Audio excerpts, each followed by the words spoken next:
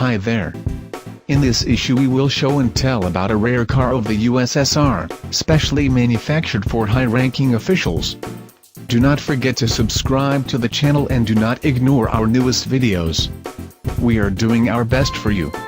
ZIS 110, a luxury car, the first Soviet post-war car. Its production began in 1945, and replaced on the conveyor ZIS 101. Production stopped in 1958, and the model was again replaced by ZIL 111. On June 26, 1956 the plant was named Likhachev, and the car was renamed ZIL 110. A total of 2,089 cars of all modifications were produced.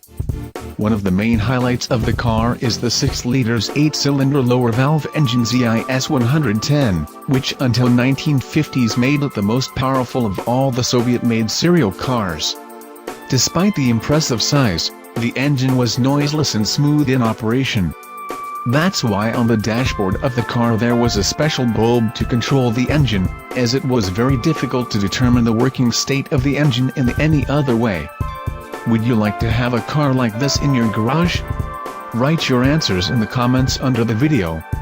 Subscribe to the channel and click on the bell. See you soon, fellas.